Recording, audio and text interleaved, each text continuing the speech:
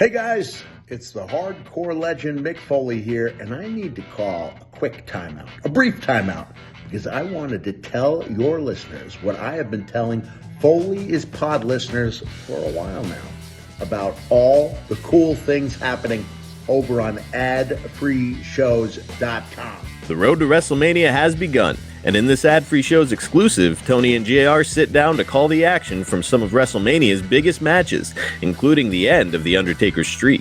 Hard-hitting war. I thought that Taker kicked out. I was wrong. And maybe that's because of my prejudice that I wanted to see Taker win. Yeah, I would have liked to see 22-0 as well. But this is a historic moment. It really is, not only in WrestleMania history, but in all of pro wrestling, if you think about it. What does everybody want? How about a sit-down exclusive with Al Snow, who discusses a wide range of topics, including his dear friend, Jim Cornette. Jimmy knows and understands his gimmick, and he knows and understands what draws for him. And like any good worker, Jimmy's going to capitalize on it, you know. And a lot of what you see is not Jim Cornette. It's an aspect of Jim Cornette, and it's just an aspect that Jimmy's turned the volume up on, apparently, as the years went on, a lot, you know. Ad-free show members recently sat shotgun alongside Kevin Nash for a live watch-along of his WWE Championship match against Shawn Michaels at In Your House 7. Catch the event now on demand. Bullet. A year of brutal matches. Was too much for the big man. Too much for the big man's shoulders as he continually reached those shoulders into his pockets and came out empty from the amount of money that was paid him. That's just a small taste, a sampling, if you will, of what we have waiting for you. With 4 levels to choose from. 4. See for yourself why ad-free shows is the best value in wrestling today. Sign up now, right now, at adfreeshows.com. Yeah.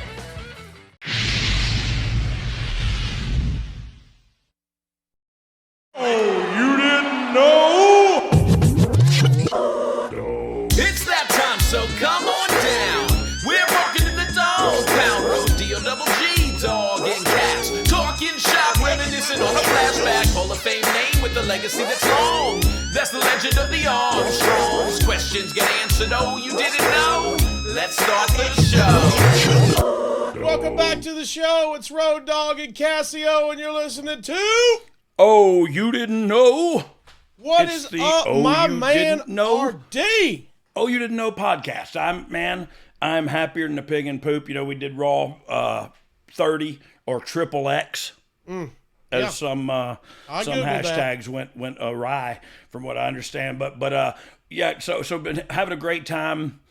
I'm excited about today's show though, for more reasons than 11. But you. Well, look, there's a few guests that we could have on here. I feel like they could ham it up and match your quick wit and energy. And our guest today is going to do that. I know that. I can feel it. And this is a very fun one because look, first guest that me and you've had on together. Is that right? Yeah, you and Kat's had on a couple guests. I don't remember. Apparently you did.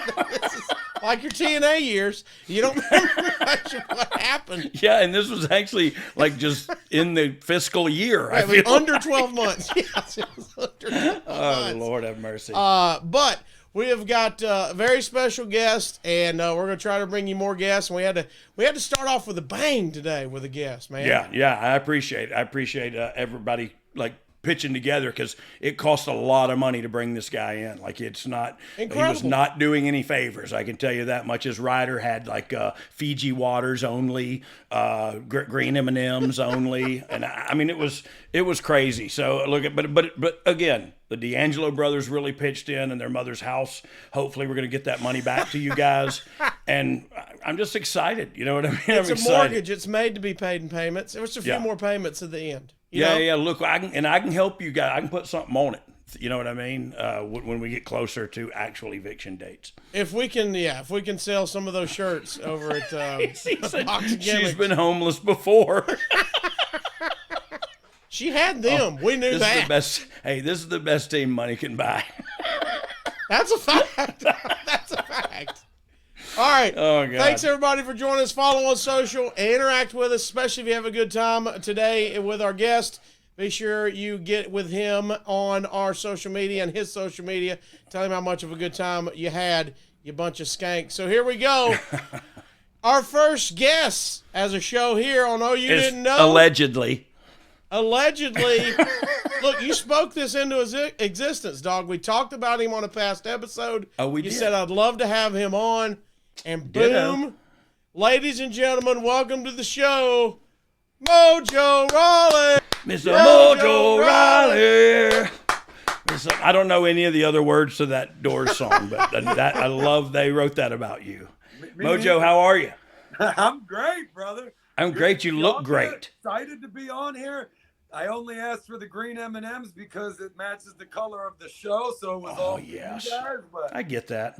this is great. I don't know if you guys invited me or I invited myself from that tweet exchange, but It doesn't matter. It doesn't matter. Wow, look, I saw you and I were playing with our tweeters at the same time, and I just thought, let's touch base. You know what I mean? That's how I feel about it. But hey, Mojo, what's that behind you right there? What jersey is that? Oh, well, this is a fun one. This is my last jersey I played a college football game in. This was at the University of Maryland. Oh. This one holds a special place in my heart for kind of the wrong reasons. Good. Those are the best kind. Yeah, right? We're sitting here and our team's doing great. We're 4-0 against ranked teams that season. Best record of anyone in the country against ranked teams. And then we just completely choke at the end of the year. And we go from playing in the Orange Bowl, or at least the conference championship, to getting dropped down to the Roadies Truck Stop Humanitarian Bowl in Boise, Idaho. It was brutal, man. What was the name of the truck stop? Roadies. Roadies. The Roadies. This is destiny, baby. I would have preferred if it was your bowl game. Yeah, if it was my truck stop. I should actually look into that. That's probably storage units and truck stops, I think, are the way to go. Maybe in your heyday you bought a franchise and didn't know it. You made some purchases you forgot about. We'll say I probably did do that. Hey, so what? And where did you play? I want to start from the get-go with you, dude. Now, I know we both like to stay hype, so we don't have to get hype. But what I want to know is, look, you and I work together a ton, and I feel like we're friends. But we didn't ever go out, and I didn't ever ask you about your childhood or anything. Look, what's the deal? Tell me your story. Tell me the backstory of Mojo Rawley, and take as much time as you want to. We're gonna sell some erection pills and nut shavers here in a little while. I'll give you a I'll help you sell them things. Hell yeah. Yeah. Yeah, man. Grew up in Alexandria, Virginia, so right outside of D.C. That was 5 minutes away, and I actually went to the high school from the movie Remember the Titans, T.C. Williams. That's so cool. Wow. That is really cool. Wait, true or false? You were the Pat McAfee of T.C. Williams. I did punt there, so we got that. I kicked some too, so. Wow. Yeah. That is so cool. Dog, he's claiming he just kicked there. I'm hearing all-time state record, school record for punting. I did have the all-time long punt, 76 yards actually. Wow. Dog, how about that leg? Yeah. Dude, it was kind of a rookie of the year situation. I missed a game or two that year because pile up fell on the side of my knee and I, sprained my MCL. And I don't know what happened while I was away, but when I came back, I was just punting bombs. Nothing changed other than I hurt my knee and it healed. And I was banging them. It was ridiculous. I love it. Well, I wonder if McAfee ever kicked a 76-yarder. We're going to have to call him. I don't know about that. I will text him. That's great. So you're crushing it at high school, and of course we see you end up at Maryland, of course. Are you from a family of athletes? You got. I know you got a photo. big family. If you're watching on YouTube, there's a photo where he's about to eat somebody's look at that lunch. guy. Yeah. That was the only sack of the game at Clemson and Death Valley. Put him out. Is that right? Yes, sir. I love it, man. I love it. Are you from a family of athletes? Yeah. My dad played soccer. My mom did track, but my dad played pro overseas for a bit, but nothing too crazy.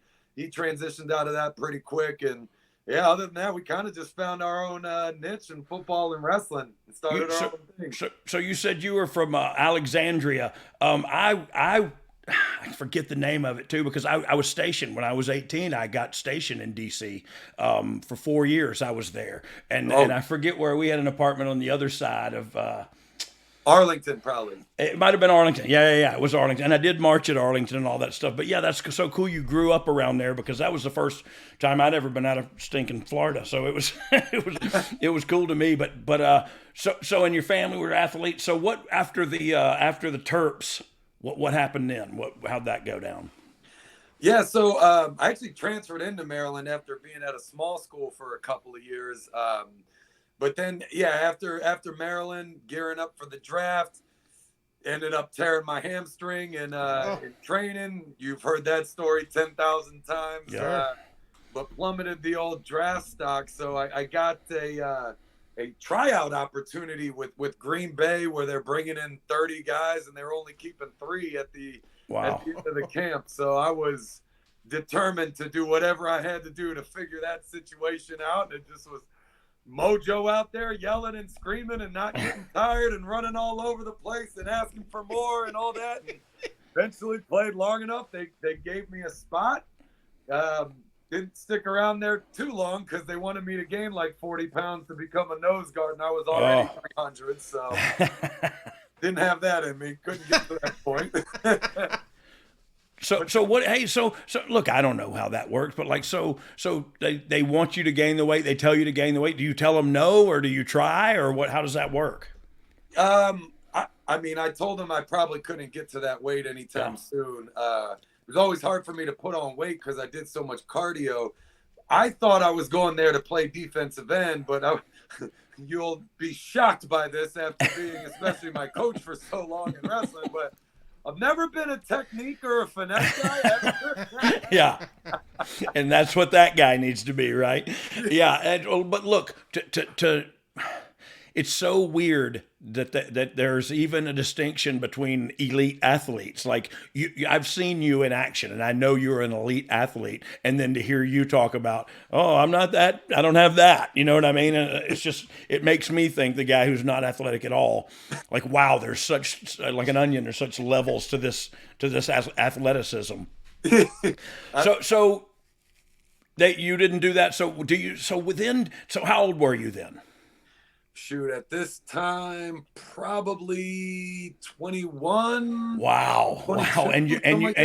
And so you were on the team for Green Bay at 21?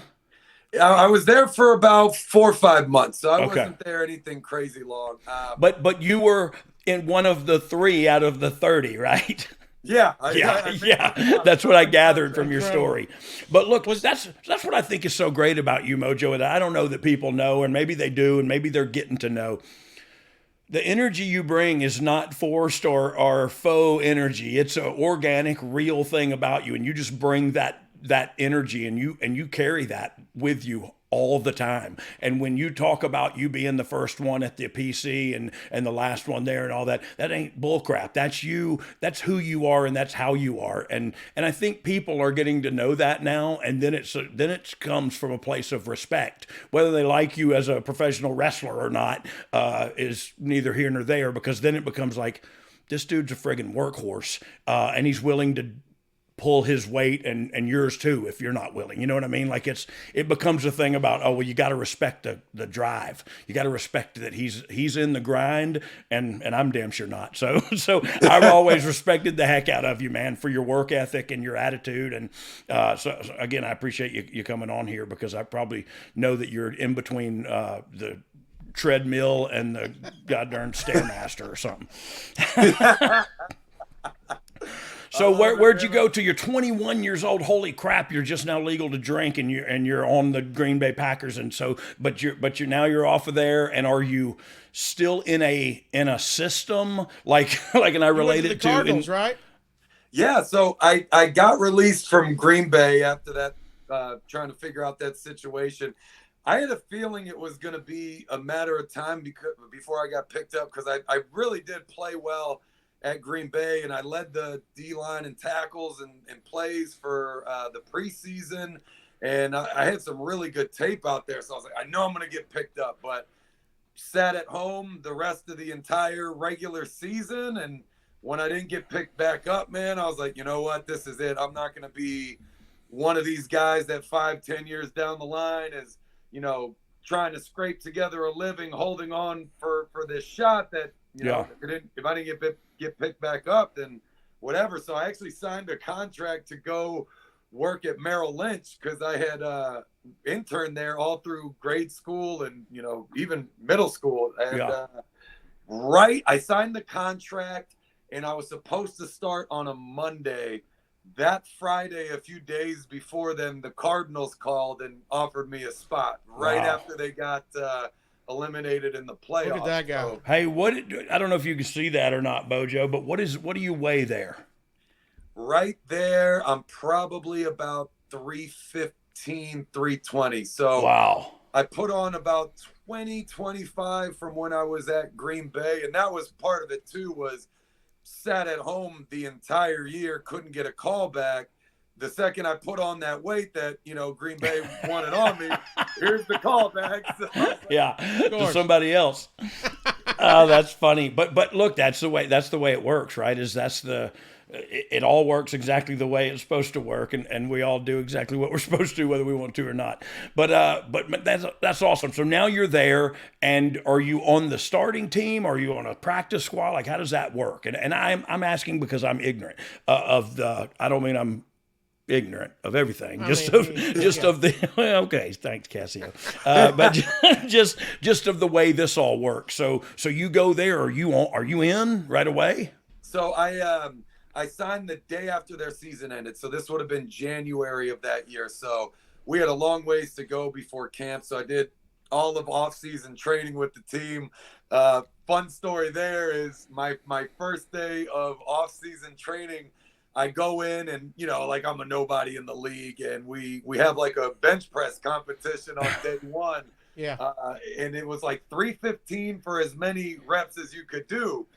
And coming in as a nobody, I went in and I put up the most reps of anyone on the team. So the strength coach comes out, and this was right up my alley, because they train crazy hard there in the weight room. Some teams not so much, which, for me took away one opportunity to prove myself. So I always hated that. But the strength coach comes out and he's like, Muhtadi, what the hell is that? What is that, Arab? He's like the Iron Sheik?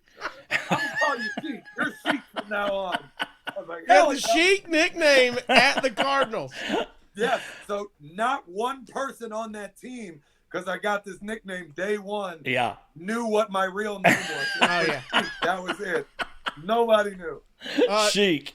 Let me bring it up here, since this is perfect timing. He'll humble the quarterback. Aaron Rodgers, I'll break your back. Let's take a pause. I know. Let's catch our breath. Mojo is bringing it, son. And if you want to be bringing it at home, you need to check out our friends at Blue Chew. We all know that confidence can take you far in life, guys. That's especially true in the bedroom, and especially when it's time to step up to the plate, and that's where our friends Blue Chew comes in. Blue Chew is a unique online service that delivers the same active ingredients as Viagra and Cialis, but in chewable tablets and at a fraction of the cost. You can take them anytime, day or night, so you can plan ahead or just be ready whenever that opportunity arises. The process is simple. Sign up at BlueChew.com, consult with one of their licensed medical providers, and once you're approved, you're going to receive your prescription within days. And the best part, it's all done online. No visits to the doctor's office, no awkward conversations, no waiting in line at the pharmacy, worried about who you might see.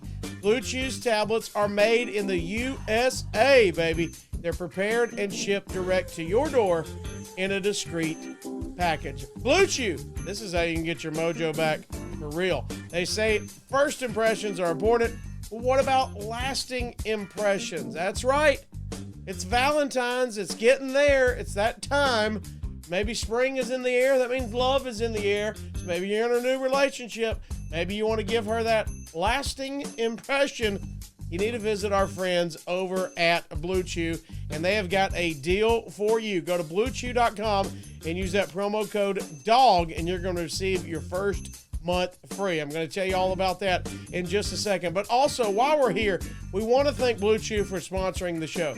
A lot of you interact with us. A lot of us say, hey, how can we support the show? One of those things you can do is support our advertisers. They clearly want You Didn't Know listeners to try their products. That's why they're advertising with us here at You Didn't Know. And look, it's real simple, because we've got a deal for you to get in and try the game real easy and inexpensive. We got a special deal for our listeners. Try Blue Chew free when you use our promo code DOGG at checkout. You just pay $5 shipping. That's bluechew.com, promo code DOGG. You're going to receive your first month free. So visit bluechew.com for more details and important safety information. If you could benefit from extra confidence when it's time to perform, chew it and do it. Have better sex. And we thank Blue Chew for sponsoring the podcast. You got on the squad. Then you got WWE superstar Baron Corbin in the house. Look at that guy. Look at that dude. Did you have any interactions with him when you were there? Yeah, man. We actually went against each other quite frequently. Really? Some tape floating around there about it. That's awesome. For sure. Hey, does he get hot? He gets hot about it. About if we talk about that. I don't think so. Oh, okay. Baron, dang it! My way of making my reputation and my way onto that team, and Baron had the same, and his was to pretty much fight everybody. Oh, really? Okay. Well, good. Well, he's not one to go against. Yeah. I will not say what I was going to say to him after having this conversation. No, definitely still say what you're doing. I wanted to know who got the best. If that tape surfaces, who's got it? That's what I was wondering, like if that tape showed something, exposed somebody or not. I'll send you a link. Okay. That's awesome. That tells me the record if we're getting the link, if he's putting it out there. Yeah. If he's sharing it. Man, that is so... And I can't believe I've never asked you about this stuff because it's so interesting to me. So how you're with them and you're still 21? At this point, yeah, I think I'm probably about 22. 22 now? I want to say. Oh, my word. Did you have an agent? Was your dad, you know what I mean? Like, did you have somebody? Because, look, I'm 53. I still don't have a friggin' clue. And if it wasn't for my wife, I don't know if I have a dollar bill. But thank God for her. But so you had a person. Yeah, I had an agent. I signed with them just out of college, and they're doing their things, trying to shop you around. Yeah, tricky, but I learned then too. Best person to promote you is yourself. You. So you gotta be out there and getting your tape and putting it together, and making phone calls and blowing up the coaches and doing everything you can to just get a tryout and your foot in the door. Because for me, like that's how it was in college and high school. Was always kind of like last recruited guy. So I just, as long as I get an opportunity, I can't ask for anything past that. If I get there and I'm not good enough, or I don't get it done, or, if I don't work hard enough or whatever it might be, it's on me. But shoot, you got to fight for at least that opportunity. Yeah, so and you always have, dude, and you've always done it with a smile on your face. It's impressive to see the kind of motivation that you not only have, but you inspire in other people. And so that's where. So you're 22 now. You're playing pro football. Are you a millionaire? Hell no. Okay. I'm ignorant to I don't watch Sports Center, but I do watch college football. I don't watch pro football too much anymore. But how does that work? What are you making? $250 a year? You making $500 a year? So back then, since I got into Green Bay, I'll back it up 1 year on a tryout, no signing bonus, rookie minimum. At the time, that was $310,000. The thing to note about that, though, is that is only paid in equally divisible paychecks throughout the regular season. So if you get cut before week 1 of the regular season, like I did, you only get off-season pay. And when I was in Green Bay, they paid more than, to my knowledge, any other team in the entire league for your off-season pay, and I still only made $30,000 with that. Wow. Okay, so you gotta earn your keep. That's for sure. But that's what you said about giving you an opportunity, man, and that's what. You also mentioned about having if they don't work hard in the gym, then that's taking an opportunity for you to shine away, because, man, you work harder than anybody, and you just do. And now that I hear you talk like that, I see that that's just the way you live your life. You know what I mean? Like, and I appreciate the attitude, because you said, if I didn't work hard enough, that's on me. If I didn't do something, like, man. Mm-hmm. Where is that attitude gone? I think you might have been the last dragon. You are the last dragon. That's what you got to deal with, Mojo. You're going to deal with a lot of songs. Yeah, a lot of singing, a lot of random song singing. Hey, you're walking around, you're dominating in high school, you're doing your thing now in college. Now you're getting to the NFLs. Was there ever that NFL moment where you're like, all right, we got some grown men up in here today. Did you get that one bell ringer? Did you get that one-on-one action? Was there a moment where you're like, all right, I'm in the NFL? Okay, so college football prepared me so much for the NFL, because at Maryland, oh my God, that was brutal. We were rated the #1 hardest football camp in the country. And when I got there, 13 of the 15 O-linemen in the first 3 strings all went to the NFL. So everybody, ass kicker, they put up the best numbers at the combine every year. And our coach tried to kill us every single day. So by the time I got to the league, physically, I was like, this is no problem. Like, I am prepared for this. Now I'm also like 30 pounds heavier than I was. That season I got cut in Green Bay, the whole season I was home, I did nothing but lift and get bigger and train. So by the time I got to Arizona, physically, I had no problems whatsoever. And I was like putting up the highest numbers on the team in the weight room. But I will say my big moment that you're talking about right now came my first ever play in Lambeau Field, playing for the Packers. And this was more of a mental thing. This was also more of a dumb rookie thing, but I've never really been one to get like too starstruck by things. I usually try to stay pretty grounded, and I went out there for my first play in Lambeau, and I don't know, the quarterback called a few audibles.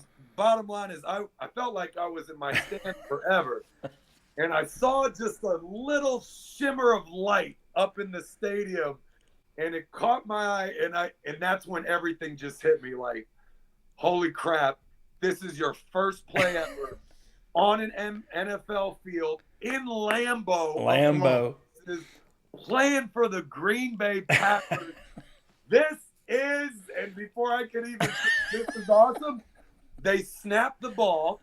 It was a screen pass, so the old lineman, they usually just hold you for a second and let you go. I'm looking up here. Freaking guy just grabs me in my pads and pulls me right down to my face. I was like, damn it! Welcome to the NFL. Dude, exactly. Yeah. I run to the sideline after that series. I think thank God I made like the tackle a play or two later. But my coach, they have like this notebook with little screenshots, tick, tick, tick, tick, tick, of like 8 pages of the one play for the 1 second. Yeah. And he's flipping through and he's like, what happened here? And I was like, not going to lie, coach. Got a little starstruck out there. Yeah, it happens, right? All the veterans, the coach, everybody busts out laughing. Somebody, I don't remember who, goes, dumb rookie. Yeah, but they were all dumb rookies at one time. And everybody had that moment. They've had that moment, and that's why they can laugh now. You're allowed to because you've been there. But I ain't allowed to because I ain't been there. That's friggin' awesome. So when you go to Green Bay, do you have an apartment? Do you have to get an apartment? Is that on you? Is that on the team? And I'm asking stupid questions, but like I'm thinking of people coming to NXT and starting at NXT, and they're asked to move there, and they're asked to, you know what I mean, and they're asked to rent an apartment and stuff. So I'm just kind of trying to figure that part out. So it varies by the franchise, and Okay. I have two completely opposite stories here from Green Bay and Arizona, which I actually love. I'm glad Good. you asked. So Green Bay treated everybody incredible. Like they always say, Green Bay is the place you want to finish your career, then start it because they treat you so well. So yeah, I only made $30,000 in the off season. Again, that was more than anybody else I knew of was making, but Yeah. they paid for your hotel rooms. You were paired up with another player. So I was actually paired up with another undrafted player, a center, Evan Dietrich Smith, who actually went on to make the team and start for many years. But Yeah. they paid for your transportation. They paid for your food. They gave you everything. They give you little gift cards to every restaurant in the city. If you wanted to go out partying, they would have one of the assistants get a shuttle, drive you there, stay there as your security to make sure no one bothered you, and then drive you home. Like, wow. It was so nice, and the facilities were second to none. So then, like I said, you want to finish there. I go to Arizona for my next year. We were paid, I think, $110 a day, maybe $120, only for days that you practiced. So there was weeks where I was making like $360 for the whole week. You know, that's what I'm forced to live off of after just making $30,000 and having 150 grand in student debt. Like I was broke as hell. They didn't pay for hotel, transportation, food, nothing. So I ended up shopping extensively to find the cheapest place I could find, and I ended up catching a extended stay, I want to say, that was fairly close to the team facility, because I also had to ship my piece of crap broken down Hyundai Elantra. I should have gotten a new car 10 years ago, but couldn't afford it. And this place was so disgusting. The carpets were supposed to be gray, but they were black. So if I was barefoot, and this whole place was the size of like one closet, it felt. If I took 5 steps from my bed to the front door, no exaggeration, my feet were completely black. Oh, God. Yeah. You're living there and you got to wear flip-flops in the shower. You know what I mean? You have to wear flip-flops in bed living in that place, man. It was great. I'll say this though. They offered, they saw how bad it was. They offered to move me into a different room. And I said, no, I wanted to stay there because I hated that place so much. It was so gross. I knew if I stayed in there long enough, I'd get sick for sure. So I knew that if I was living there, I would never want to be there. And I would stay at the team facility all day, every day, whether I liked it or not. And it would force me to take advantage of every second. Because for me, I was lucky to have a second chance in the league and signing with Arizona. There was no chance if anything went wrong there. It was going to be because anything I was doing. No. And so what you had, and you said you signed with Merrill Lynch. What you have a couple of degrees I see there. What talk to me about them. They named the dean's list after him at Maryland, baby. That's right. That's right. All-American academic, dog, in 08 from my man Dean here. There we go, baby. Yeah. So talk to me about your education. So I was lucky enough to have an aunt that worked at Morgan Stanley as a branch manager when I was 11. So after schools and during the summers and whatnot, around like practices and sports and whatnot, I'd just go intern for her there, and I'd sit in on meetings, and I'm making copies and making copies. the real hard hitting stuff. Yeah, I love it. But it was cool because like being able to sit in on meetings and just listen and see how things operated there, you become accustomed. You're ready for it later, probably no different than when if your parent is a, WWE wrestler and you grew up watching the show, being there, yeah, probably didn't know what was going on, but you at least know what it's like back there, how people act and whatnot. So it gives you a leg up moving forward. So just kind of kept with that. My parents were pretty strict academically. And, that was always academic kind of incentivized football coaches to recruit me, because that kind of went to our earlier point was, if you're not going to recruit me for my on-field play or whatever that situation is, I want to have all the weight room records. I want to have all the track records. I want to have the highest GPA on the team. I want to have all the superlatives outside of the field on my side, so that you give me a shot just because of that. Like if I have the highest GPA on the team, you might just keep me on the squad because I'm increasing the team average. The average, yeah. I'll take that too, right? I'll take that team GPA boost, baby. But so here's what's so cool to me about you, and I'm dead serious. Like, you have those aspirations, like, I'm gonna be the best here, I'm gonna be the best there, I'm gonna be the best. But you're not arrogant or cocky, and you've been the best of everything that you've tried to do too, by the way. Not everybody makes it to the NFL. Not everybody makes it to the WWE. You've been to the pinnacle of everything you've tried up until this point. So it's weird to me that you're not cocky.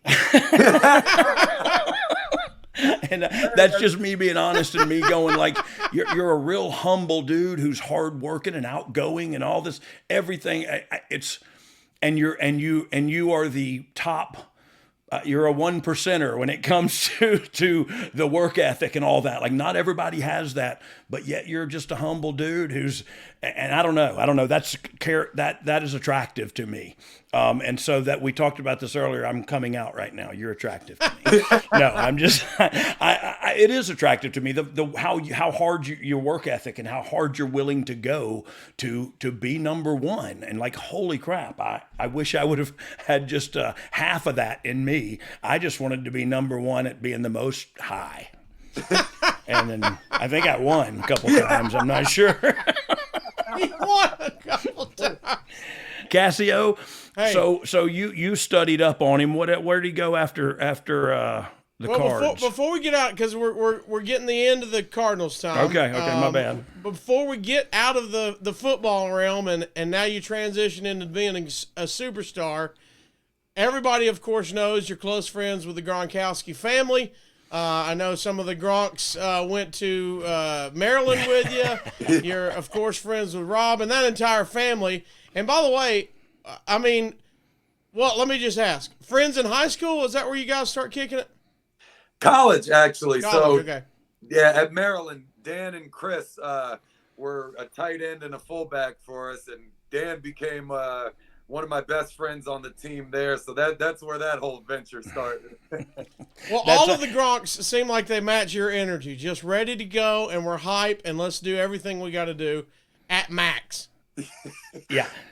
Yeah, that situation made sense. And that's kind of a funny thing too, because when I played football, like, I was a very similar guy to how I am now and how I was in WWE, but there wasn't Mojo yet. It was still Dean back then, and Dean was the guy that, yes, he spent all the hours at the facility and all these things, but Dean didn't party. Dean went home at the end of practice and slept as much as he could and studied as much as he could and, film and all of these things, and was, on that side at all time.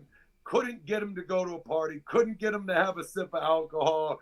Like, none of this stuff. So when I met Dan, I thought Dan was like a crazy guy, like, I thought Dan Gronk was one of the crazier people that I had ever met. And if you know all five brothers, you know that he's a church mouse compared to the rest of these guys. Like, that, Dan is the only normal human being in the entire family, and the rest are maniacs. Dan is the one that keeps everybody else in line. To me, at that time, I thought he was crazy, which is funny, because you fast forward later, I was the craziest of the group, Let's take a moment real quick to tell you about our friends over at Jimmy's Famous Seafood. They are thebomb.com. Actually, they're jimmysfamousseafood.com. And right now, you can get them to ship food nationwide to your door. Free 2-day nationwide shipping on orders of over $125, excluding the steamed crabs and fresh items. Of course, use the promo code DOGG. They've got the crab cakes, the soups, the chowders, the oysters, the signature steaks, plus desserts and gluten-free items. And when I say they've got gluten-free items, if that's the thing in your life, because it's very important to me, my wife, Big Booty Judy, is gluten-free, you can get an entire gluten-free box. Yeah, you're going to get gluten-free Maryland crab cakes using a blend of those colossal and jumbo lump and regular lump fresh crab meat Maryland style. You get 2 bowls of the Maryland style crab soup. You get a half pint of the thick creamy crab dip prepared with a little cheddar jack shredded cheese, fresh lump crab meat, and a little dust of Old Bay, of course, on everything. And you get a container of the bay sauce. That all comes in their big gluten-free box. Or how about the famous party bundle? Yeah, having people over to your house. This is perfect for entertaining. You've got all the seafood favorites, and you can feed the entire crowd. 12 crab balls, 6 mini lobster tails, the 16-ounce crab dip, 6 mini stuffed shrimp, and 2 order of jackpots. That's right, the 6 Rockefeller oysters and the 6 clams casino. They've got all the boxes, packages ready for you to go. They've got Baltimore in a box, the diners, drive-ins, and dives box, the tailgate bundle, the date night in a box, and a crab lovers specialty box just for you crab lovers, and we know you're there. That's why you're ordering Jimmy's Famous Seafood. So if you want in on this again, go to jimmysfamousseafood.com. They'll ship it nationwide right to your door. Free 2-day nationwide shipping on orders of over $125, excluding steamed crabs and fresh items. All you got to do is use that promo code DOGG. That's DOGG. Over 40 years in a business, been featured everywhere on television. It's a staple when all the wrestlers go to Baltimore, and now you can have it shipped right to your front door. jimmysfamousseafood.com, promo code DOGG. Man, I remember Gronk came and did the Mania, and I met him because of you. I got the opportunity to meet him, and my kids, like I was so over with my kids for that. But like he's a big dude. Like you don't realize how big a guy he is. He looked like he was 6 inches taller than me, and I'm 6'4", and I don't know how tall he is, but standing next to him, like he's a huge dude, man. I don't know, you don't realize it seeing him out there on the football field what a big dude he is. But you and him are 2 peas in a pod, man. Like and it's right out of Central Casting too, by the way, of the partying jocks and the, you know what I mean? Like, yeah, and headbutting each other, and and it was just so funny just seeing you guys interact, and that would come out every now and then. It was so cool. Like I wanted to be one of you, but wasn't a cool athlete. So I just watched from a distance as a tear rolled down my cheek. You guys are the reason I started like going out and partying, and that whole Mojo persona came out because I was looking at them, and 5 brothers who all played pro ball, 4 in the NFL, 1 in the MLB, and I'm like, how do these guys party as frequently and as hard as they do? And they all are incredible athletes, especially Rob that, broke all the tight end records. And going out with them those first few times, I immediately understood it because I was sitting back and I was kind of like trying to figure this out. As hard as they dance, it is the biggest cardio workout I've probably ever had. So when I started like getting after it and like partying with them, when I showed up to the PC for my first week of training, when I signed with NXT, they couldn't blow me up. I was like, I'll do this. Everyone else is dead. I was like, man, I'm ready to go. They're like, how'd you prepare for this? I was like, well, I just did 6 days in Vegas last week. with the family Gronk. Yeah. We're all that's great. we get up on a dance floor, the whole club, the whole concert's watching you. So you really got to be throwing it. And then we were all single, so there's pretty girls in the audience. So we really treat the card because you don't want them seeing that. And then, like, yeah, it was I love it. At all times. So I've never been more winded in my life. You needed drinks just to hydrate, not even to get drunk, just to stay alive. Just to live. That's so awesome because I can envision that too, and I'm just like, look at those guys up there, man. I wish I was one of those guys. I'd like to probably twist my ankle getting up there. A lot of that too, but the show must go on. Amen. So Gronkowski, we're a millionaire in Arizona. No, still no.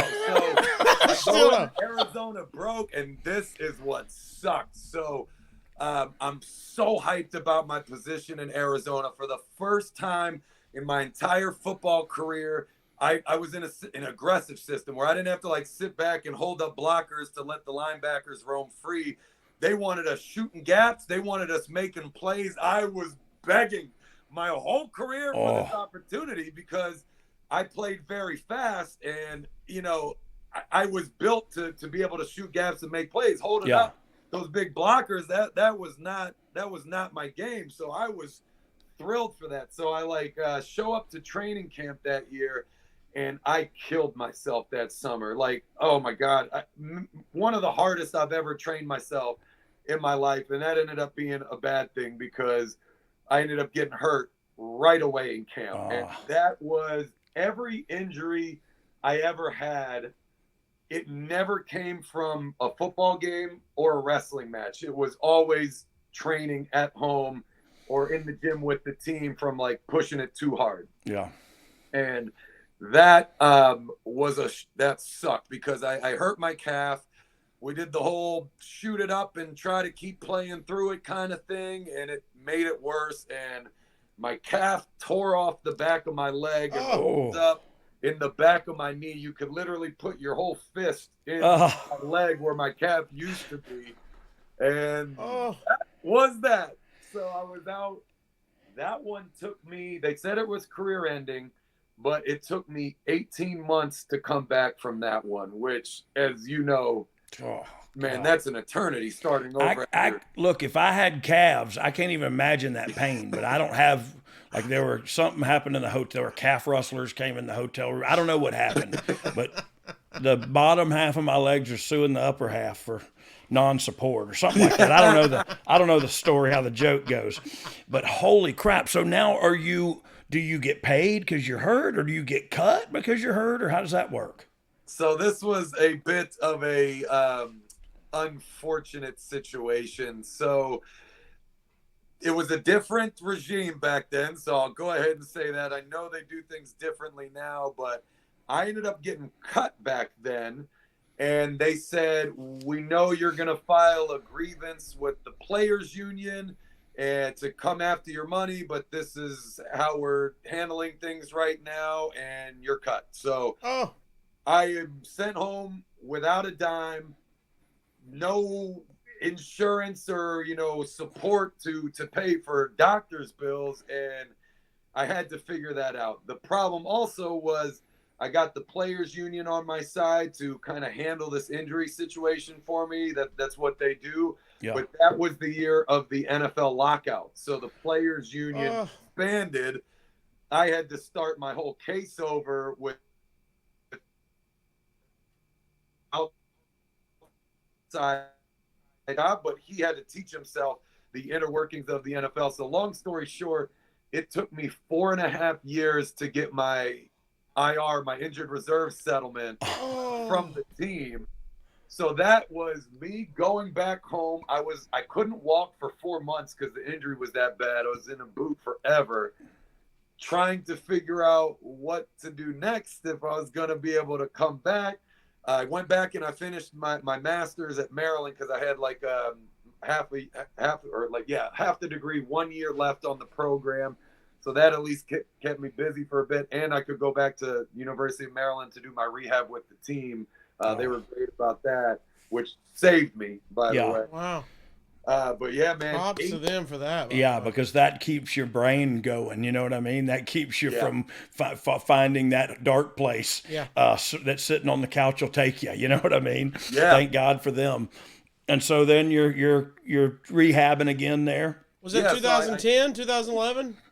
I got hurt in 2010. This takes us probably beginning of 2012, end of 2011 or something like that. And finally I actually signed a contract to go work for Merrill Lynch again. And then again had to pull out on him, which was kind of funny. They were very great about that, luckily, because they could have enforced that contract. Yeah. This would have happened. Twice they could have done that, actually. But, yeah, the doctor, I meet with the doctor, and he tells me, you know, you're not there yet, but you're going to recover from this. So everything right then, man, the hype that I had leaving that doctor's office was something else. So I started training my ass off again, get ready to make another run at football. And then I was hanging out with the Gronkowski family, and I had an offer, I think, from the Jets and the Raiders at this time. But I was hanging out with the Gronks, and their dad was college roommates with Mike Rotunda at Syracuse. At Syracuse. What a small world. At Syracuse. So we're sitting there watching wrestling. I don't know if it was Raw or SmackDown. I can't remember which show it was, but they were all like, you know, at this point, Mojo was a thing now. Mojo was a personality during that 18 months off, you know, like I was single for the first time ever. I wasn't under contract or playing for somebody for the first time ever. So part of me was like, I'm going to go out and I'm going to enjoy this. I'm going to party. Like, what? I got no reason not to right now. I can't do anything. So I'm partying with these guys. Mojo is being born in Las Vegas and Miami and all these other crazy places. And, you know, eventually, yeah, we're sitting on the couch watching wrestling, and one of the brothers goes, Mojo, you need to be a wrestler. And I was like, hell yeah, that would be awesome. And I was a huge fan as a kid, you know? So, like, my dad, my brother, every single week, every single show. When I was young, I didn't even know there was a difference between WWE and WCW. I just thought it was like, you know, Washington Commanders now and Dallas Cowboys. Yeah. In the same league, you know? I didn't know it was a thing. So, you know, a huge fan as a kid. They brought it up, and I was, hell yeah, I would love to do that.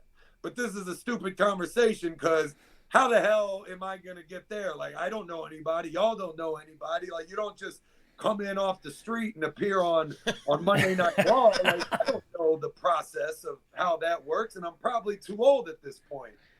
And then the dad, you know, Mr. Gronk turns around and was like, I'll make a call tomorrow morning. We can probably get you a tryout. Wow. Explain the whole situation. Mike Rotunda brought us into a live event in Buffalo, and we had a conversation there, and I was like, man, I'm in. Like, if you guys want me, screw football. I'm done with football. Like, I will gladly start over here. So, yeah, man, they brought me in on, like, a little tryout. It was really just meet Regal, see the show backstage at Raw when they were in D.C., which was a couple weeks later. It was very convenient that was at my home arena, like almost like it was meant to be, I guess. But met Regal. They, you know, made me the offer to come down to FCW at the time when NXT was just getting going. And yeah, man, I freaking told Merrill Lynch, see you later again. And then I told my agent from football, I was like, you know, I'm going to do something else now. I think this new thing makes sense. And I was talking to a couple of my football buddies about it, and a couple of them really thought it was a mistake, you know, like they were like, you know, nothing against wrestling, but it's like, dude, you played football your whole life. You studied business your whole life.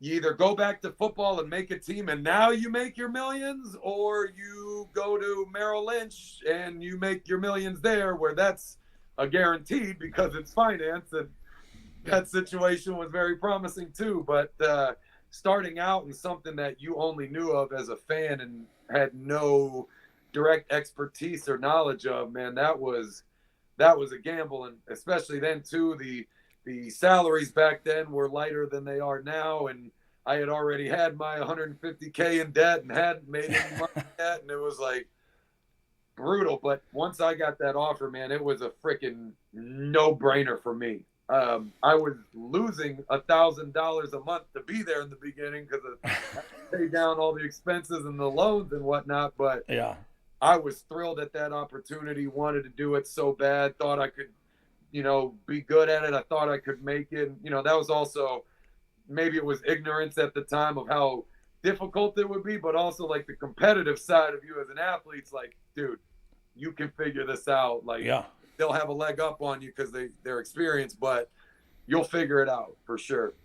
Well, and you did figure it out too. And you'd figured it out so much so there that you got moved up to the main roster. And so I would imagine you didn't become a millionaire there either. But let's talk about your.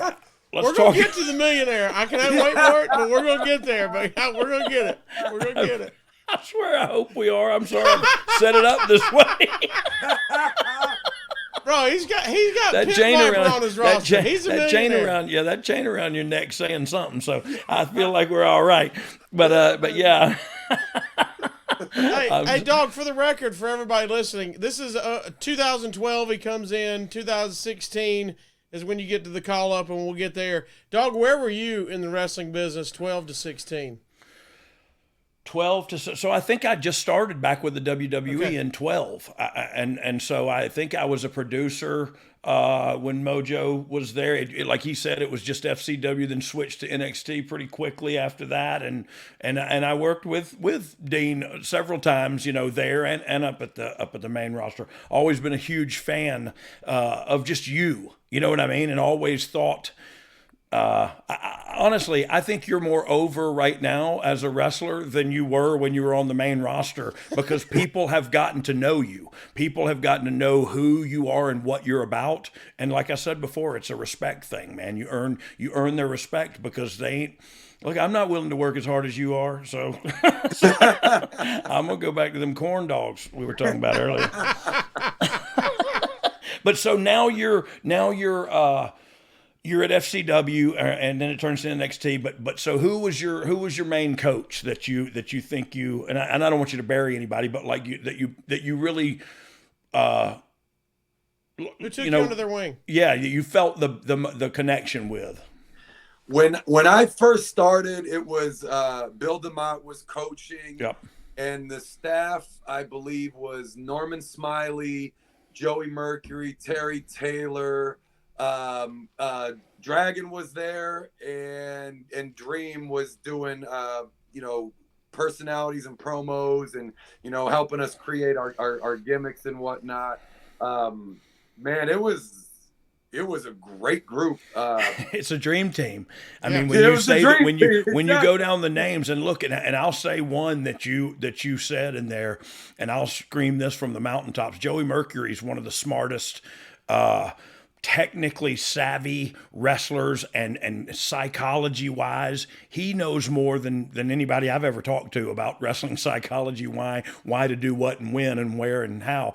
And also he got that way too with the camera angles from a producer standpoint, with you really sat under the learning tree when you got trained by Joey Mercury. Oh, absolutely. He was actually the one coach where, when you came in as a new person, like you were with Norman taught you the basics and brought you up. Joey was somewhere on like that more experienced side of the talent spectrum, and every here and there we would mix up classes where, like, the beginning class would go with Terry or Joey, but Joey was like the one coach when I got to be in his class, I was the most nervous about. I was like, dude, I better bring my A game. I better do my homework the night before. I better not screw up, because, he would hold you accountable for it too. The one thing I loved about Joey that everyone else hated was he was not scared to do blow up drills. And again, for me, how I've always been, I was like, dude, please blow us up every day as hard as you can. Cause this is good for me. This is how I can kind of, carve a name out for myself. Yeah. I need this. So I kind of wanted to screw up on purpose to ensure that would happen, but I accidentally embarrassed myself in the locker room, so I kind of couldn't. This is like when somebody messes up in football and you got to run afterwards. And Yeah. my man Mojo's doing it on purpose. God, I would have hated you. Hey, amazing. I hate him right now.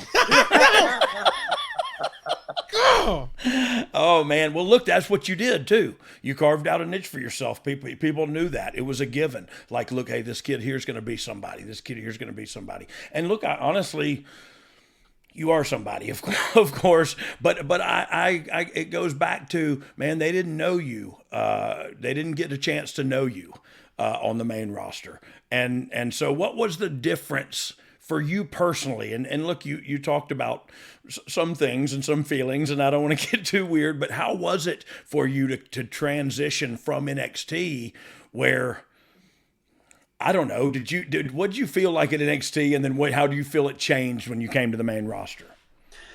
NXT was kind of two tiers for me because I debuted on NXT TV very quickly. I think I had the opportunity. I was very lucky, I'll say, to have like a major push. I think 1 year after I had I laced my boots for the first time. Like, Wow. Right Think about that. That's incredible. Yeah. And this ain't at MGW or something. You know what I mean? This is at the WWE. Yeah, that's the Yeah. highest level. I think I had a dark match. I know the coaches wanted to give me a shot. Like, they knew I was still very green, but with all the energy and the personality, it was like, you know what, I think we'll figure out the rest of this, but like, let's get them started. So I think I had a dark match at Full Sail, and I was I was doing my old moveset, which was ridiculous. I first came in doing like this party rock LMFAO character, which obviously wasn't too far off brand. And I started doing Naomi's rear view and the whoopee cushion. Oh yeah. And I did it because for two reasons. One, I thought it would like showcase like how high I could jump, like it would be athletically impressive to my bosses. But two, I mainly did it because I thought it was funny. Like, Yeah. I was like, dude, my finishing moves are flying tea bags. Like, this Yeah. is gonna be hilarious. Like, dude, I'm gonna be over as the party guy. This is gonna be great. But then that was my curse, because when I started doing the whole stay height thing, they wanted me to keep doing them. They're like, dude, you just jumped over Big Cass yesterday, who's 7 feet tall. This is your move. You're not changing this. And I was like, I don't know. It's hard to take this guy serious, who's, you know, entire offensive arsenal revolved around his asshole, you know? I don't know. Rikishi did pretty well for himself. That's true. Few exceptions. Hey, the truth be told, the thing you want to, the highlight of that to me is 1 year post you lacing your boots up. The coaches, and that you listed the coaches, and so these are guys that have been in, you know, some Hall of Famers, some future Hall of Famers. They know what they're doing, and they put you out there on TV already. Here's what you see in that, like that.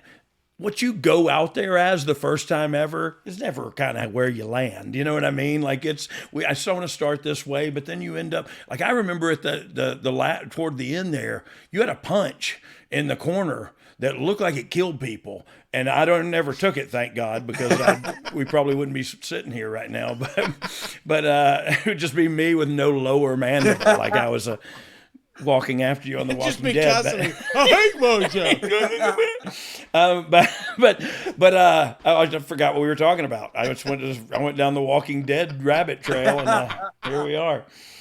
What were we talking about? Oh, how, you know, just I don't know. It's amazing to me how quickly you caught on. And look, you do learn quicker when you get thrown into the fire. You know what I mean? And so you're going to pick up stuff and getting to work with different people, and you learn stuff every time. But that character's always going to evolve. You know what I mean? You start out as this one thing, and you end up as something maybe close to it, but maybe totally different. You know, and people forget that Kane was, you know, Isaac Yankem. You know what I mean? So now you're He's a Ryder, high bro now. Yeah, right. Ryder bro. came down and they put y'all together not long after that, right? Yeah, so I was kind of going on my solo run there for a bit, and I was very grateful to have that push so soon. I think it was actually Hunter that saw one of my dark matches and was like, let's get this guy going. So I've always been so grateful to him for that. But I ran that into kind of a shoulder injury that I had. I needed to clean out my shoulder. So we finished up the storyline I was in. I think I was with Bull Dempsey at the time, and then went away to have my shoulder injury. And I came back, and Hunter actually saw a video that I did with Rob Gronkowski. Actually, we were in Miami, and we were at some event, and we cut a promo together, just talking about being WWE's new tag team and how he was going to come to wrestling, and we were wearing Zubas and full gimmick, and we're just having fun with it.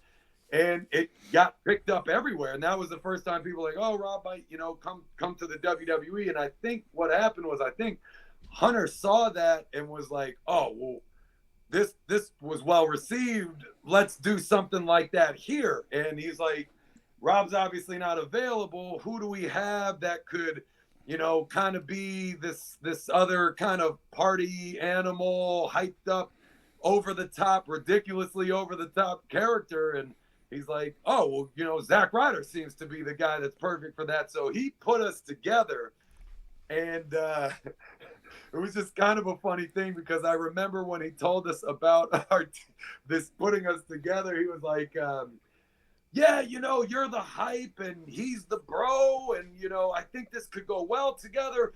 We'll call you the Hype Bros or something. Not that name. That name sucks. We'll come up with something. Of course not that name. Of course not that. Anything but that. Well, yeah. I can't believe I just said that out loud. It's so horrible.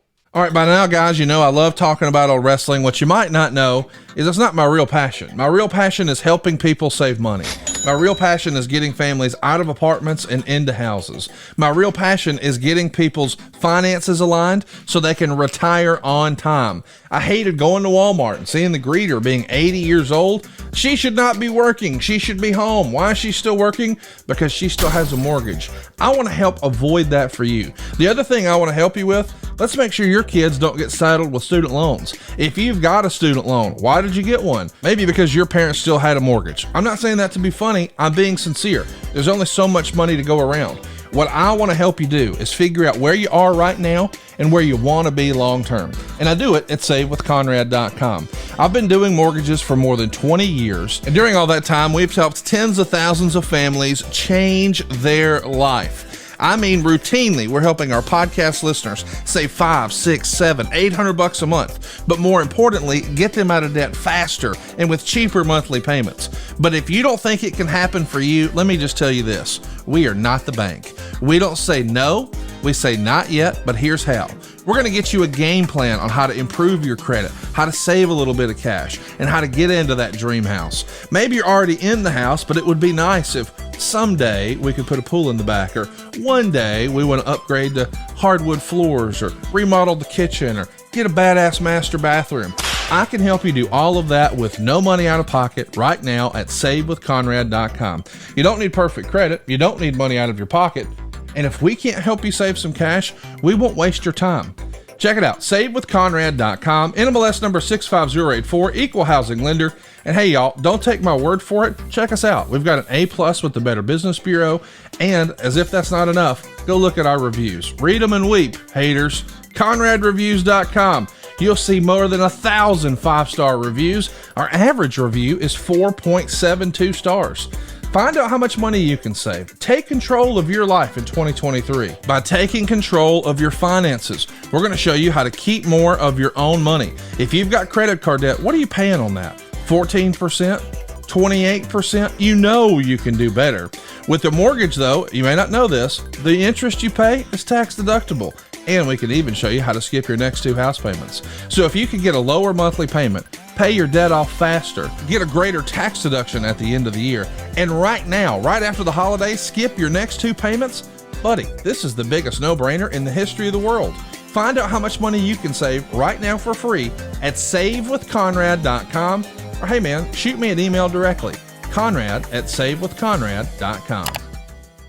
I was dying, and of course that's what happened. That one was a little bittersweet for me, I'm not gonna lie, because I was very grateful to have a multi-year veteran in Zach Ryder, who had been through so much and worked so hard to, you know, really get a name out there for himself and whatnot. But also part of me was, I really wanted to pursue being a singles wrestler, where it was kind of all on me, and like, you know, really just pursue all those challenges. Yeah. I wanted to get more out of that singles run before I needed that shoulder surgery, and that, you know, just kind of clipped me short a little bit. But in the end, it was like, if Hunter has an idea for a tag team with a veteran guy, like this is a no-brainer. Like, run with this. So I was 100%. Like that to me, that's the same mentality I have, and in my mind also at that stage in your career, had you said, "Hey, look, I really want to be a singles guy," it might have been looked at wrong. You know what I mean? Like, it would have been like, "Oh, thanks for coming." Maybe Rob's still home. But look, that's the attitude you have, dude, and that's why they were trying. And I think I know this for a fact. They're thinking his tutelage, because look, I always loved Zach too, and I want to get to you and his relationship here in just a second, but I always loved Zach too. So in my mind, I thought, oh, and Mojo's going to learn a ton just being in the ring with him, you know what I mean, and talking to him, and just get a bunch of experience with him. So I think that was the thinking anyway behind that. Do you and him get along? Do you still talk? It seems like he's doing great now too, you know? He is the number one person on the planet that I love to hate. Like, he is my favorite person to bury, talk trash to. We haven't had our story, like our feud in a wrestling ring in years. I still tweet and post him, and he does the same as if we're still in it. You know? Oh, maybe because he maybe has his own storylines going on right now. Me, not so much, so I can go all in on him. But oh, I love it. So, but maybe they're you done taking bumps. I'm not done taking bumps. There we go. Okay, that's all I wanted to hear. And because look, there's always that big match out there. You know what I mean? Yeah. Mojo's last match. We can do. We'll get with Conrad. We'll do the whole thing. Hey, Steve K's involved. He'll make something go down. We'll get you a W-9, and we'll.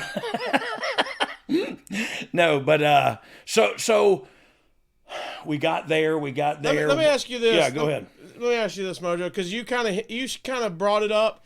And a shout out, I believe it was Sean Ross Sapp at Fightful. I'll give a shout out to him. He does a great job. And he interviewed Zach. And Zach, almost in the same, not verbatim, but was saying, hey, we did so well together. We had a great run. I had fun. And the whole time he kept going, I'd really like it to be over to do a singles run. And I think that's amazing. You kind of hinted at the same thing, but both of you going, I want my singles push. But this is what we got, and we're going to do this at 100 when we're doing it. And I think that speaks volumes to both of you guys of going, if this is what we're made to do, we're going to do it at full blast and see what happens. And I'll put him over for a second. I mean, it was easy for me. I was in NXT already, so it's not like I was doing anything other than what I was already going to be doing anyways.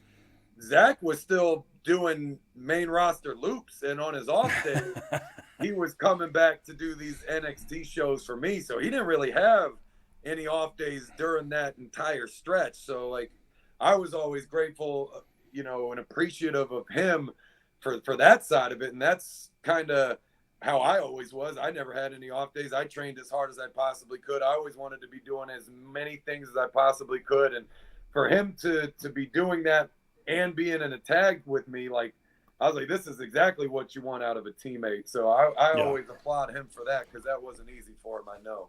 Yeah, and look, and I was a huge fan of Zach. Like, and it always comes back to me. I know, but but look, when I was writing the show, he was the Intercontinental Champion because the people loved Zach. Man, he came out and they all woo wooed, and that was the deal, man. And so again, I like the combination of you two together, and I really thought you were going to have a good singles run post that. Things didn't obviously go that way, but look, what are you doing now? Are you still doing any matches? Are you still, and I see you everywhere, and I see you're all over the place, and I see you and AKA Nia Jax always got action figures being done. Yeah, y'all will dance for real on the Tick to the Talk, y'all. And so y'all are all over the place. What's going on? Yeah, well, my situation just changed all at once. Right in the middle in the height of the pandemic, I ended up getting COVID really bad, and man, it knocked me on my ass worse than most people I knew, and I don't know why that was. I've studied a lot of theories about it and talked to experts all over the country. They said maybe it's because I was too in shape, like something about, like when you train too hard cardio, maybe there's like little micro cracks or tears in your lungs from all that wear and tear that allows the COVID to attach to, or because you're in really good cardio shape, it allows you to breathe the COVID in deeper in one way of saying it.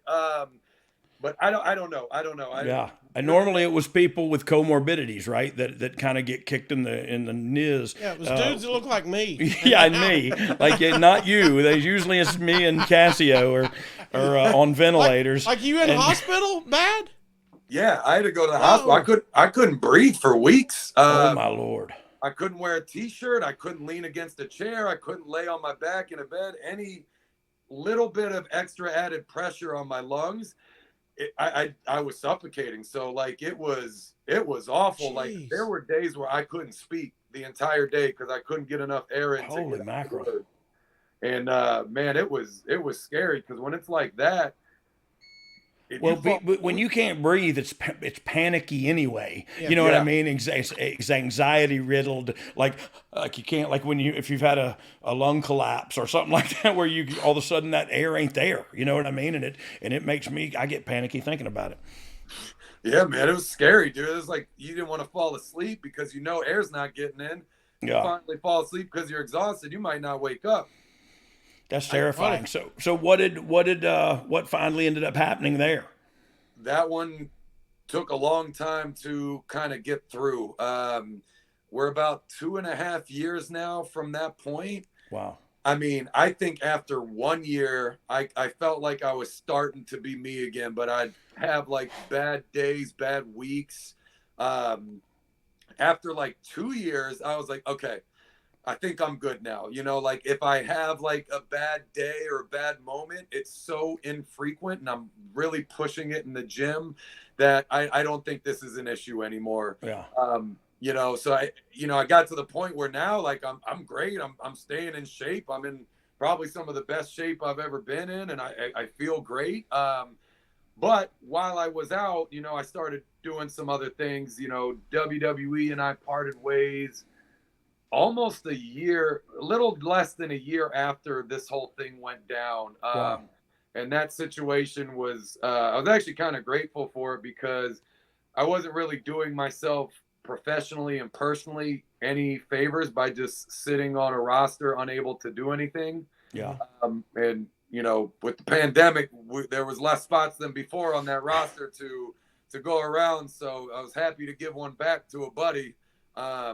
But I just thought, it's kind of like that thing with football. I didn't want to be that guy that was holding on to something that might not be there. And I also looked at this as an opportunity, as a chance to reinvent myself. This was going to be more of a challenge than ever because I actually had to. Here it is on this side. You trained for the first time ever. To work. So you signed with Merrill Lynch, of course. Yeah. You're on your third contract with them.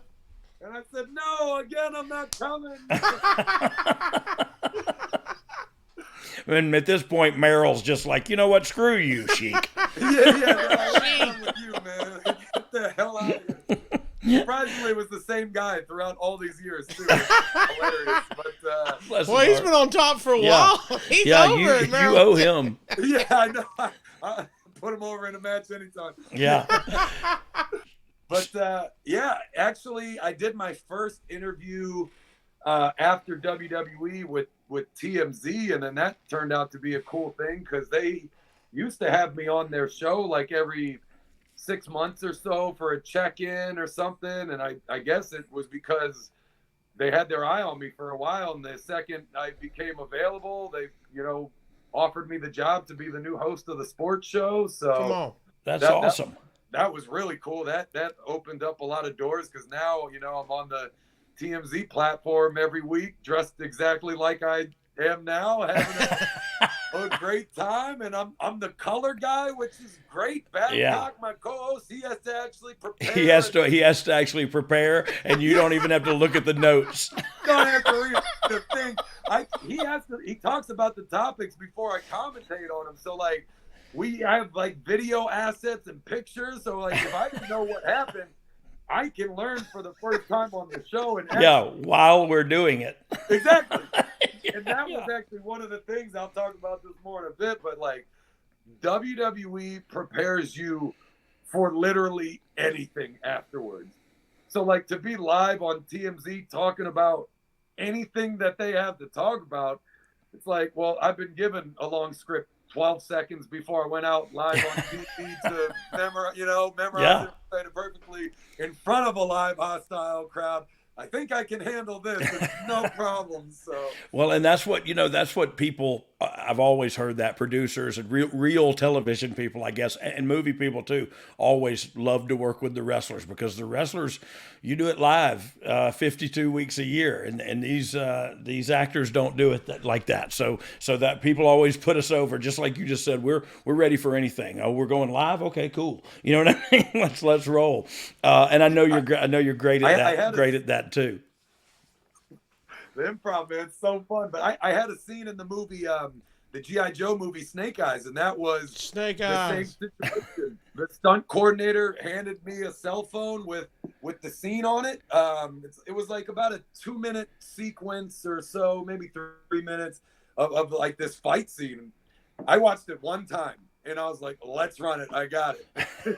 And I was actually out there when we were filming the movie, calling the spots for the actors I was working with because WWE trained me how to, and it was man, it had me ready. It was fantastic. I picked it up so quick. I mean, they were very impressed by it, and I was just like, this is what you get if you work with a pro wrestler. Like, this is what we do. I thought that was a picture of you and a young Cody Rhodes there for a minute. Hey, so was this, you were at NXT during the making of that movie? No, this was the end of 2019. Oh, okay. Yeah, I think I flew straight there to a Raw in Boston right afterwards. So I filmed it between shows. How about that? How about that? And think about people like, that have the John Cena and stuff make the movies and come back and they're never home. You're always just flying. It's like, I wanted to be a wrestler. I didn't plan on all this superstar stuff. But look, even talking about the old football stuff, it reminds me so much of Memphis wrestling. You know what I mean? Like you made $300 a week and you lived where you could live and you ate what you could eat or eat, what normal people say.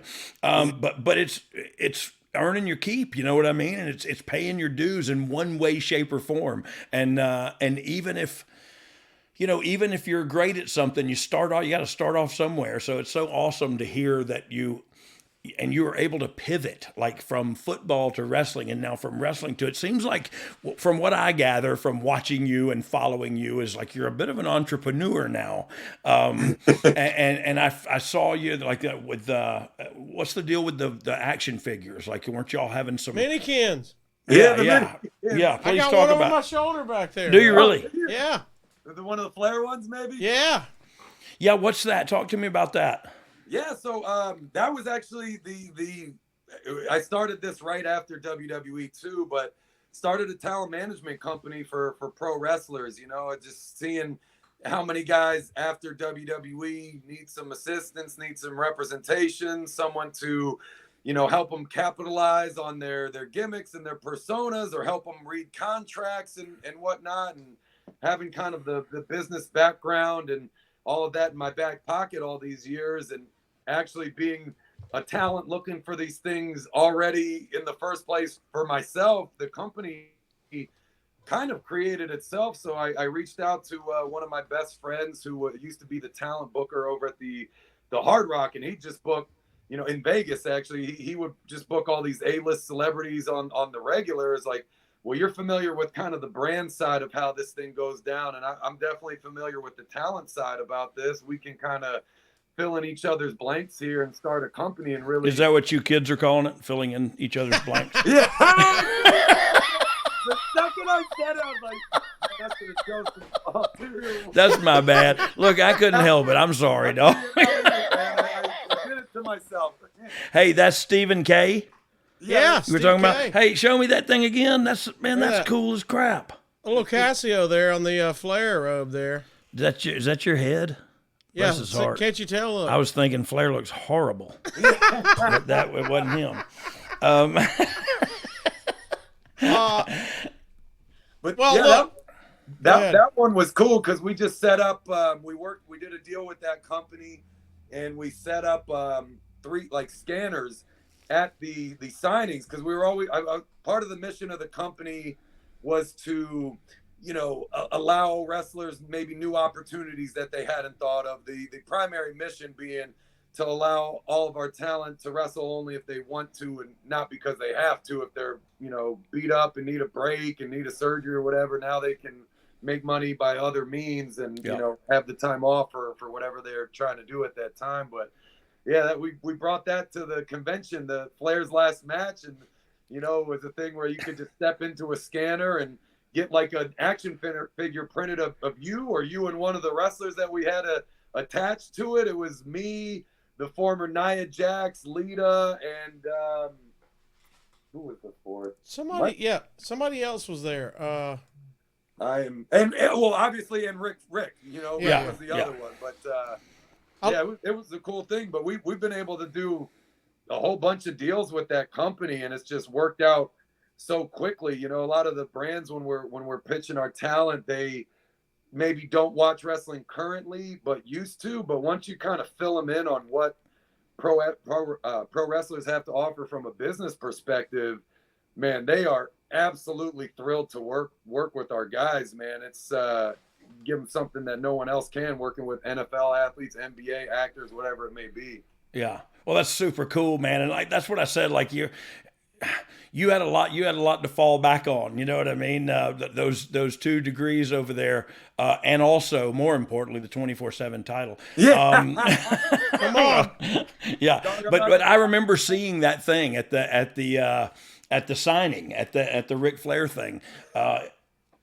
You could just walk in there and it scans you and makes a gimmick. I remember when I was real young at Busch Gardens in Tampa, you could put $1 in and push a button and it would make you like a wax elephant or a wax tiger, and you'd get the thing. And if it got hot enough, your tiger would melt in the back of your car and your mom would beat the crap out of you. But that's what it reminded me of. I thought, holy crap, I would love to have an action figure of myself. And then I thought, I have one, but I didn't have one. I didn't have one like that thing you just had, like a little cool figurine. I think that's awesome. Man, here's what I appreciate. At Starcast, at Ric Flair's last match, I remember sitting over there at a table, and one of the workers just goes, "Man, who the hell keeps yelling over there? They're talking at a volume that is uncontrollably loud." And we look back, and it's you, but you're not mad. You're just talking to fans. And I thought, man, but they're never going to forget this. I mean, that's what that is all about. You can go to somebody's table, get an 8x10 signed, and walk on. But you were interacting with everybody there. I mean, almost like a yard barker. You were telling everybody, hey, come over here and talk to me. Yeah, step right up. I mean, yeah. But I mean, I think that's just a cool thing that speaks to you as well as a person, like Road Dogg's mentioned numerous times. I mean, whatever it is, if we're talking to fans and we're sitting here, we're doing that at 100. And then you're going to get Mojo. You're going to get me. You're going to get yourself. Well, that's the thing he's Mojo. You know what I mean? Yeah. Like I know it's a persona, but it's a him.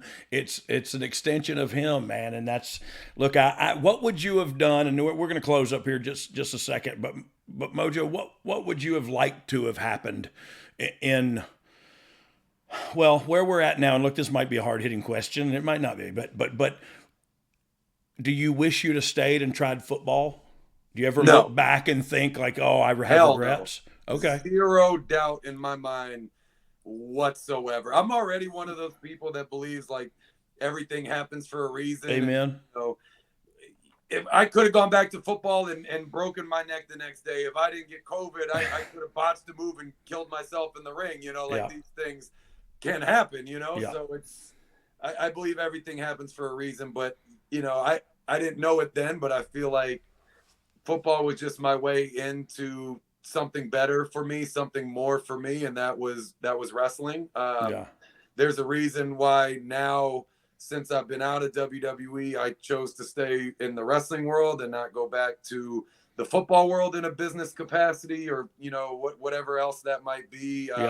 This was definitely the place for me. I'm glad I had the balls to make that decision, because going back to football, the contract that I would have signed would have been substantially bigger than the FCW contract at the time, of course, but nobody goes to FCW at the time. No one goes to NXT now hoping to stay where they are. Like, it's for that shot at the big time to go up and have a Mania moment or something like that, wherever you're, be in your first Rumble or whatever you really wanted as a kid.